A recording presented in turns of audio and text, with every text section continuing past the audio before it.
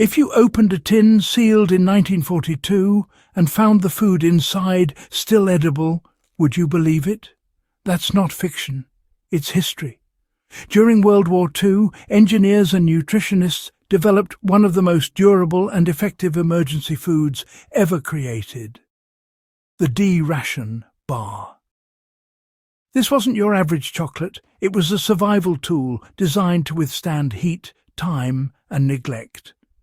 Soldiers called it Hitler's secret weapon because of its brick-like hardness, but its longevity and design hold lessons that still matter today.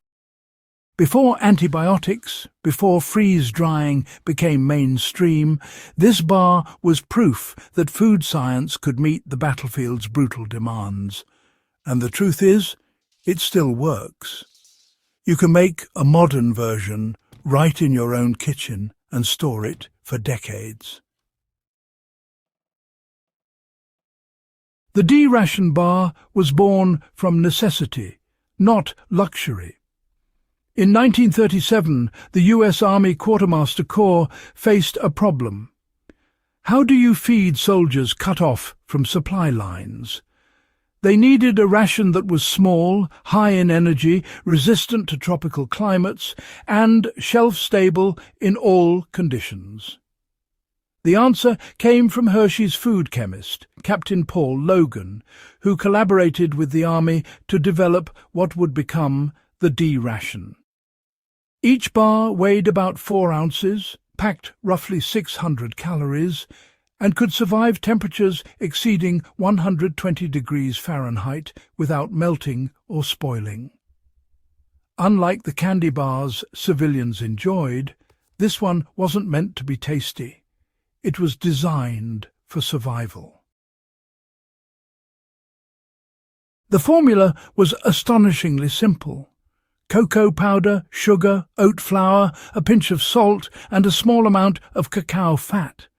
But the method was everything. Instead of using milk or butter, both of which spoil, the Army insisted on dry ingredients only. The bar was pressed under high pressure into dense bricks, wrapped in foil, and then coated in wax paper to keep out moisture and pests. This design gave it an almost indefinite shelf life. Even after 80 years, unopened D-rations have been found intact, and laboratory tests show they remain microbially stable. The reason it still works is rooted in chemistry, not luck. What makes something never spoil isn't magic, it's control over water activity, fats and microbes. The D-Ration's brilliance came from its dryness and sugar content. With virtually no available water inside, bacteria and mold couldn't grow. The sugar and cocoa acted as natural preservatives, while the solidified fat formed a barrier against oxygen. In essence, it created an environment where decay was impossible. You know, this same principle applies to foods we can make today for preparedness, like hardtack, pemmican, and even those do-it-yourself survival chocolate bars. When you remove moisture, balance the fat and seal out air, you basically remove the conditions for life to form. That's exactly why the D-Ration remains a lesson in how, well, simplicity and science can make food last for decades without any need for refrigeration. Making your own version today isn't just about nostalgia. It's actually practical survival, if you think about it. For those of us interested in preparedness or long-term food storage, recreating the D-Ration can be more than a history project. It's a functional experiment in resilience. You can make a modern equivalent at home with everyday ingredients and just a few simple steps. Start by mixing unsweetened cocoa powder, dry oat flour, and sugar in equal parts by weight. Then add just enough melted cocoa butter or coconut oil to bind the powder into a thick dough-like consistency. Compress the mixture into bars using a baking mould or even a small metal tin. Let it cool and harden completely, then wrap it in foil followed by waxed paper or vacuum seal it. What you've made isn't really a snack. It's an emergency ration that can last for years if stored in a cool, dry place. To make it more nutritionally balanced for modern use, you can add powdered milk for protein or a bit of vitamin C powder to mimic those Second World War fortified versions used in the tropics. Keep a few of these in your bug-out bag, glove compartment or workshop. They won't melt, crumble or rot. When everything else fails, they'll still be there, just as they were for soldiers crossing the Sahara or marching through Europe. The D-ration was part of a broader wartime survival system we can still learn from. The D-ration was only one piece of the World War II survival diet puzzle. It was later joined by the K-ration and C-ration, each designed for specific missions. But the D-ration stands out because of its durability and simplicity. It didn't require complicated canning or preservatives, just clever chemistry and thoughtful design. For modern preppers, bushcrafters or even campers, the same principles apply.